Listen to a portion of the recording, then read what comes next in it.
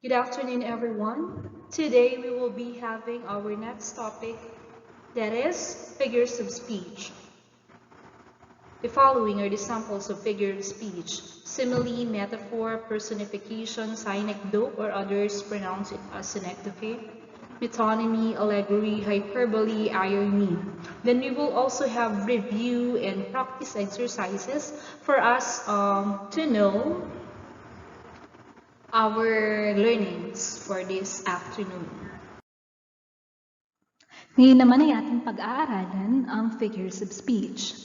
Pag sinabi nating figures of speech, ito ay yung mga rhetorical figure or yung mga matatalinghaga or hindi direct na salita na ginagamit ng isang author para mas mabigyan niya ng kulay ang pag-describe sa isang material na kanyang isinusulat. So when you say figure of speech, it is unintentional deviation. When you say deviation, binabago niya yung ordinary language para mas effective or magkaroon ng rhetorical effect. So here, you will come across figures of speech, and I will be giving different examples of figures of speech that we can use in poetry or in prose or just in our everyday speaking and writing.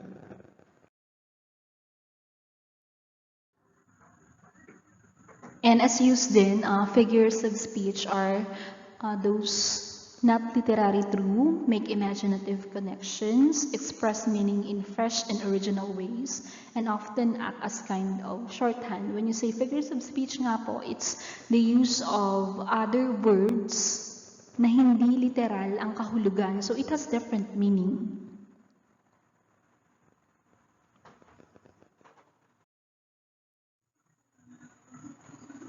Bilang pagpapatuloy, so tayo ay magkakaroon pa ng maraming examples ng figures of speech. As stated here, some figures of speech have become part of our everyday language. We don't even think about the fact that they aren't literally true or literally true. Examples of which are the following. He didn't notice how quickly the time flew by. My heart leapt at the thought. She must have gotten tied up in traffic. His room is a pigsty. So as you can see, instead of saying here, he didn't notice how quickly the time flew by, you give life to the word time. So the time is not flying, but it literally means the time is so fast. Another, my heart leapt at the thought. So imagine your heart is leaping or jumping. It's not the literal word that it is. She must have gotten tied up in the traffic. Tied up. So can you imagine yourself being tied up in the traffic? And his room is a pigsty. Is it real that a room is a pigsty? When you say pigsty, parang kural. So as you can see, and we analyze, the following are examples of figures of speech. The meaning is not literal at all.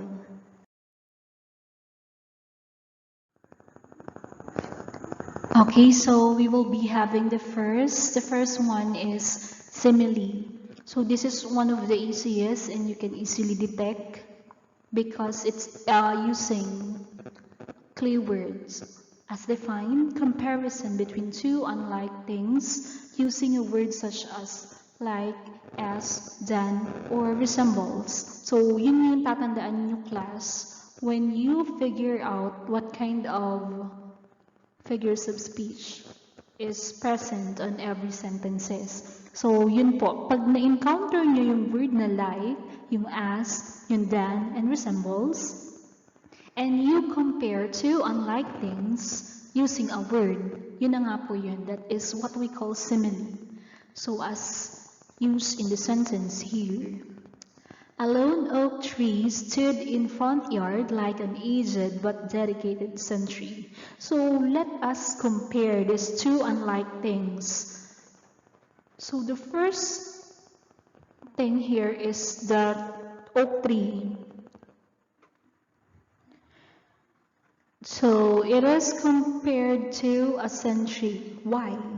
Because just like the lone oak tree, So the sentry is also aged but dedicated. So those are the two unlike things being compared, and we have used the word like. And now let's have the second example. The dew on the leaves glisten as brilliantly as loose diamonds and silk. So what are the two words being compared? Do you have any idea? The dew, yes, dew or hamog. And then the other word is diamonds. Correct.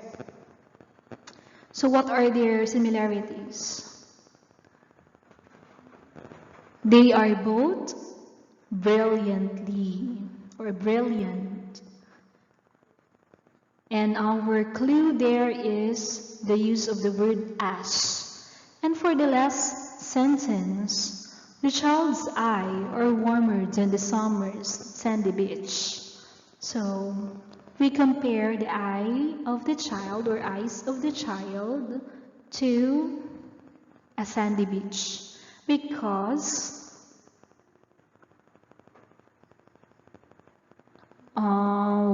of the word here, summer. So, are warmer than the summer sandy beach. We compare the child and the beach because they are both warm. So, have you seen the difference or the connection? How we can detect simile when we compare two unlike things together. Now, tayo magkakaroon pa ng quick check to see whether you can now identify similes in sentences. So here is the quick check. My mother has the prettiest tricks of words and words and words. Her talk comes out as smooth and sleek as breaths of singing birds. So here, you have to identify the two similes in this excerpt. And for the second statement, we had not dreamed these things were so of sorrow and of merit. Her speech is as thousand eyes through which we see the earth. This is from the Songs of My Mother by Anna Hampstead Branch. So what meaning is expressed by each simile? So I will be giving you time to answer. Okay, now so we will be proceeding with the metaphor. So this is in contrast of simile because metaphor is not using connecting words such as like or as. As defined, it is the comparison between two unlike things in which one thing becomes the other. So you have the direct comparison even though they are two unlike things or hindi sila magkatulad. Yung first, parang nagiging second na rin when we compare them. So here is the sample, or samples rather. The flood waters rose, and the river became a ravenous monster. Ranging on for hours, it consumed everything in its sight. So there's no word such as like and as. Let's find the two things that are being compared.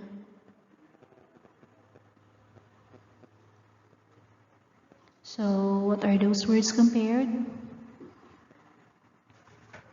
Is it the flood water?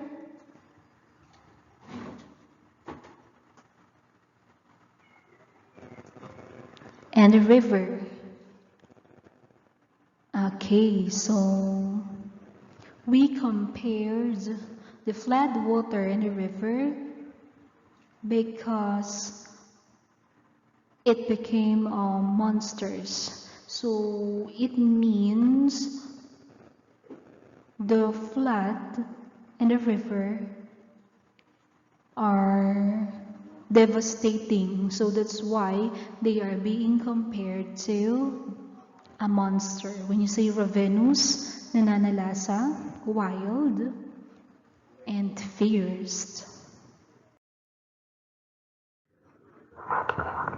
Okay, for us to have a better grasp of metaphor, so let's elaborate.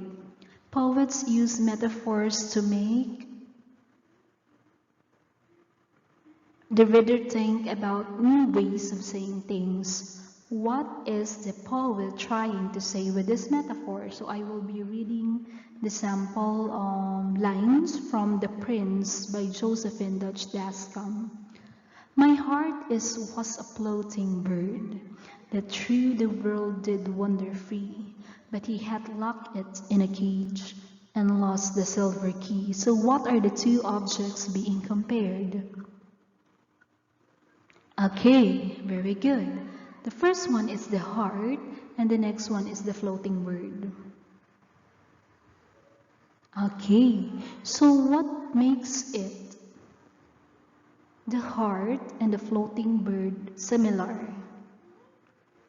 Okay, we can say that the heart is compared to a bird because it is somewhat locked in a cage and lost the silver key. So just like the heart and the bird, both of them lack freedom.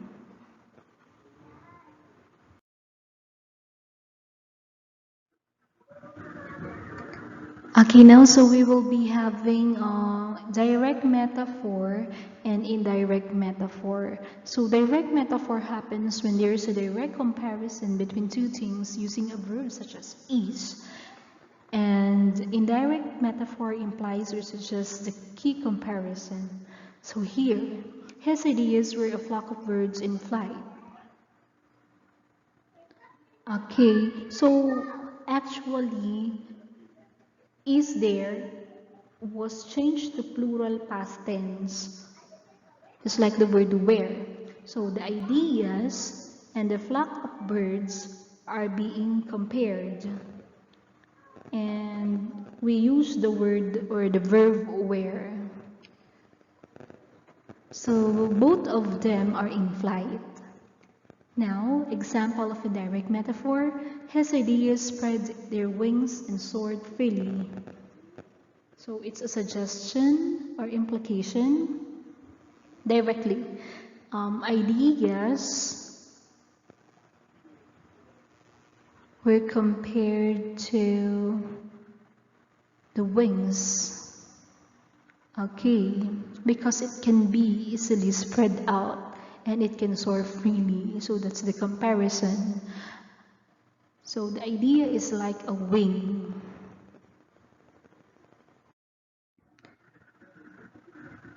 Let's now have a quick check or a set work.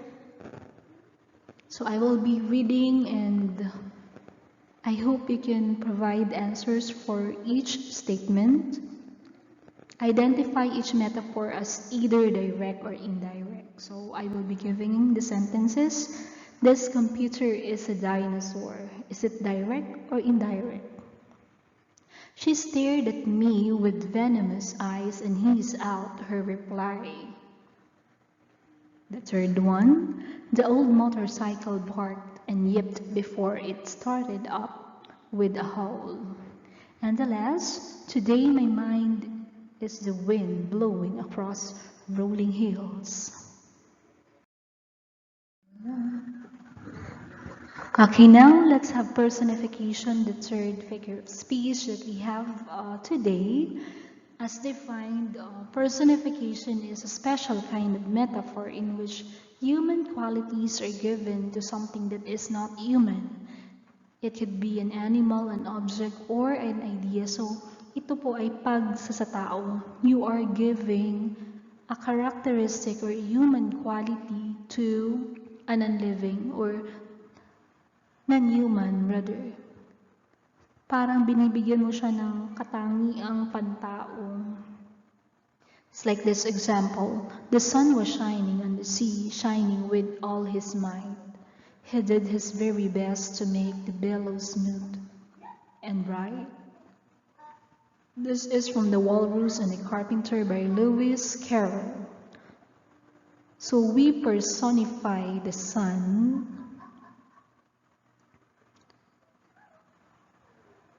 which is a non-human, and had given a human quality to it. He did his very best. So we characterize human as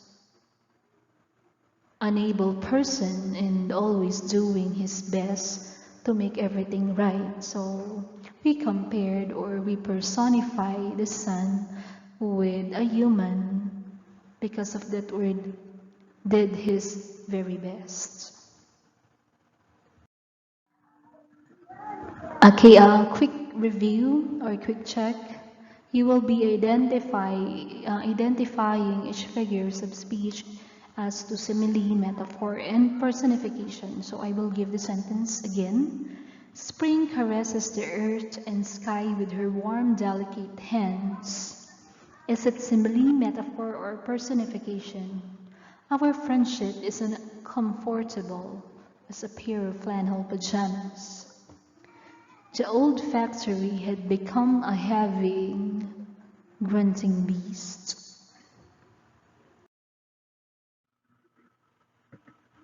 Okay, ngayon naman ay synecdoche ang ating i-discuss or synecdoche in other terms. It is a form of metaphor which is mentioning an important and attached part that signifies the whole. So, ibig sabihin, yung maliit na parte ay nagre-represent sa kanyang totality or a whole. So, instead of mentioning the whole or the actual thing, you will be using or mentioning the smaller part that it signifies. Example, you can tell hands for the word labor because labor has using hands to work. And then other examples, we have here boots on the ground. So this refers to soldiers wearing boots. New wheels refers to a new car because we represent the wheels, which is the smaller part, into a whole, which is the car. As for her hand, so this is referring or asking a woman to marry because it is a synecdoche or synecdoche. You are getting a smaller portion compared it to the big one as a representation. So the hand is the girl that you ask in marriage. Suits can refer to business people.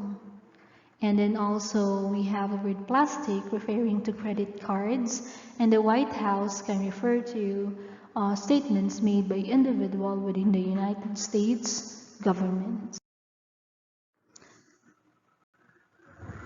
Dadako naman tayo sa metonymy or metonymy. In Filipino, it is similar to synecdoche. It's a form of metaphor allowing an object closely associated but unattached with an object or situation to stand for the thing itself. So parang siya ay association. I-associate mo yung isang bagay dun sa actual na bagay na maaaring mag-represent dito. So in other words, representation siya. Katulad ng sample dito, the crown or throne for a king or a bench for a judicial system. So we can have metonymy, magbibigay ka ng representation. Ang crown ay nagre-represent sa king, or you can say, what else? Examples of metonymy ay trono. You can say the throne is also represented by the kingdom, pwede yun.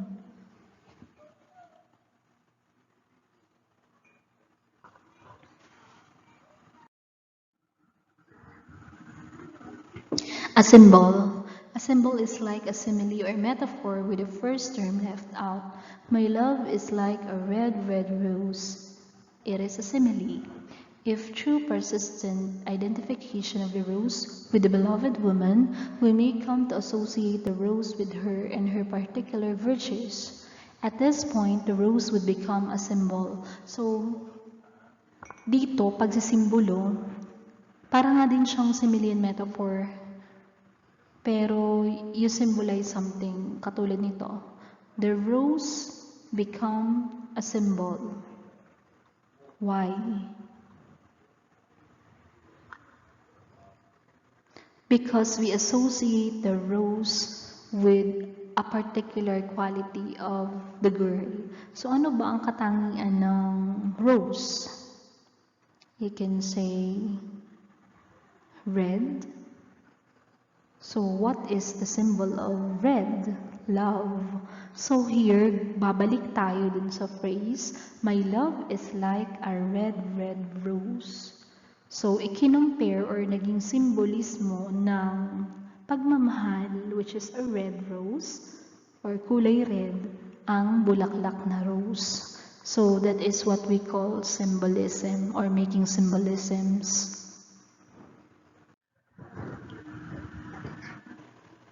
Here are the sample of symbolisms. The dove is a symbol of peace. A red rose or the color red stands for love or romance. Black is a symbol that represents evil or death. A ladder may stand as a symbol for connection between heaven and earth, and a broken mirror may symbolize separation. So do you still have different examples of symbolism? Now we have allegory. Allegory is a narrative form in which the characters are representative of some larger humanistic trait. Example, greed, vanity, or bravery, and attempt to convey some larger lesson or meaning to life. Although allegory was originally and traditionally character-based, modern allegories tend to parallel stories and theme allegoria.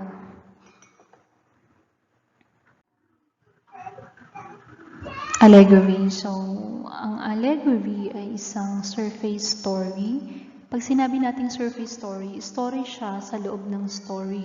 Hindi yung actual, halimbawa, you have a story, pero may iba pa pala siyang kahulugan or nilalaman na maaaring mas deeper pa dun sa literal na nakikita natin dun sa story.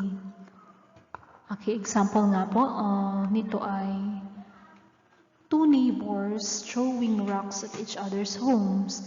Pero mayroon siyang hidden story doon. Maaring we can describe a war between two countries, and sometimes, or most of the times, allegories are very subtle. When you say subtle, not obvious, while others are like rock throwing example, which are more obvious.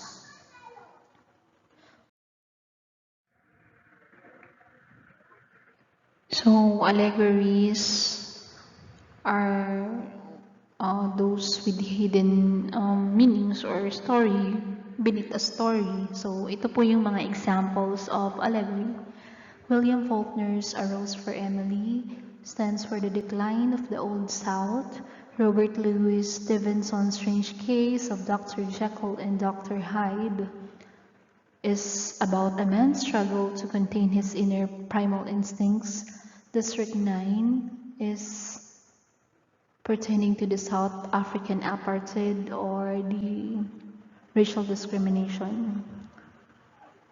X-Men is for the evils of prejudice. Harry Potter, the dangers of seeking racial purity. And George Orwell's Animal Farm is an extended allegory that represents the Russian Revolution through a farm and its rebellious animals. Then we also have Edmund Spenser's The Fairy Queen. It is a moral allegory about the Queen Elizabeth's reign and knightly virtues such as temperance. John Bunyan's The Pilgrim's Progress is a religious allegory about a Christian spiritual journey toward finding salvation.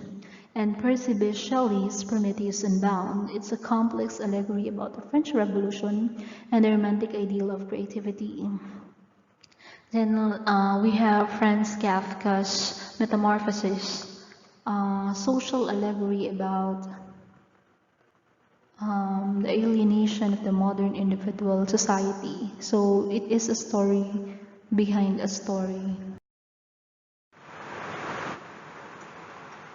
It's already raining here, so I don't know if you can hear the sound of the rain. Let's continue. So hyperbole.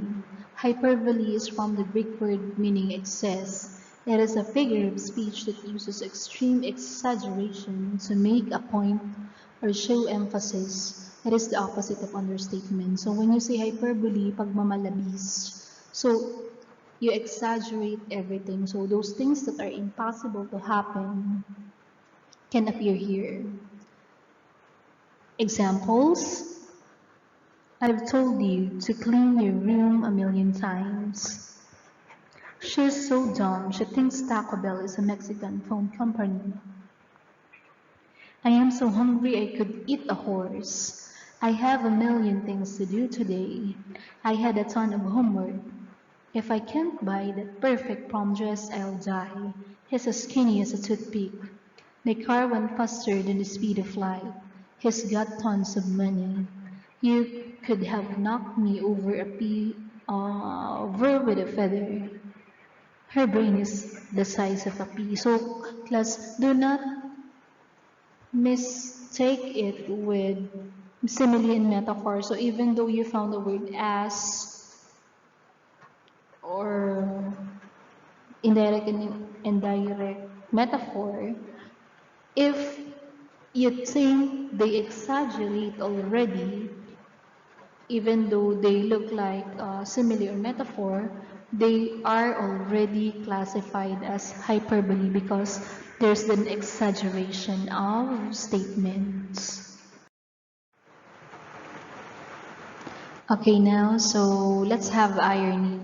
Irony takes many forms. Most basically, irony is a figure of speech in which actual intent is expressed through words that carry the opposite meaning. So, irony is a literary device in which contradictory statements or situations reveal a reality that is different from what appears to be true. So, it means iba yung sinasabi dun sa actual na kahulugan. So, for example, you are being told a positive statement. So, positibo yung comment sa iyo, but if it is an irony, ang kahulugan nito ay kabaliktaran ng sinasabi tungkol sa iyo. So, that is what we call as irony. The meaning is different from what it appears to be true, or it is the opposite of what has been said. We have three types of irony. The first one is verbal irony. It was followed by situational irony, and the last is the dramatic irony. So let's now have first the samples of verbal irony. Telling a quiet group, don't everybody speak at all at once. Coming home to a big mess and saying, it's great to be back. Next, telling a rude customer to have a nice day. Walking into an empty theater and asking, it's too crowded. Stating during thunderstorm, beautiful weathers we're having. An authority figure stepping out into the room saying, don't bother to stand or anything. A comedian telling an unresponsive, you all are a great crowd. Describing someone who says foolish things, a genius. Delivering bad news by saying the goodness is, and entering a child's messy room and saying, nice place you have here. So basically, it has something to do with verbal, or you say it. What you mean in what you say does not actually the words that you have uttered, so it's the opposite. Let's now have the situational irony. The samples are a fire station that burns down. Winner of a spelling bee failing a spelling test. A t-shirt with a Buy American logo that is made in China. Marriage counselor divorcing third wife. Sending a Christmas card to someone who is Jewish. Leaving a car wash at the beginning of a downpour. A dentist needing a canal. Going on a blind date with someone who is visually impaired. And a police station being burglarized. And purchasing a roll of stamps a day before the price to send a letter increases. So the situation is in the opposite. As you can see, fire station that burns down. So, diba, it sounds ironically, it's a fire station, then how it would be burning. Here are the samples of dramatic irony. Girl in a horror film hides in a closet where the killer just went. The audience knows the killer is there, but she does not. In Romeo and Juliet, the audience knows that Juliet is only asleep, not dead, but Romeo does not, and he kills himself. In Macbeth, King Duncan says that he trusts Macbeth. He was a gentleman in whom I built an absolute trust. But the audience knows that Macbeth is plotting to kill Duncan. The Greek myth of Oedipus, as told in Sophocles' play Oedipus Rex, is full of dramatic irony. King Oedipus wants to expose the killer of the former king Laius, and the audience knows that Oedipus is the killer, but Oedipus does not realize that he killed the king. In Snow White and the Seven Dwarfs, we know that the old woman bringing the apple is the wicked queen who wants to kill Snow White, but she does not. She purchases the apple, takes a bite, and falls. Another Disney movie, Beauty and the Beast, has examples of dramatic irony. The audience knows from the beginning of the movie that the Beast is a prince, but Belle does not.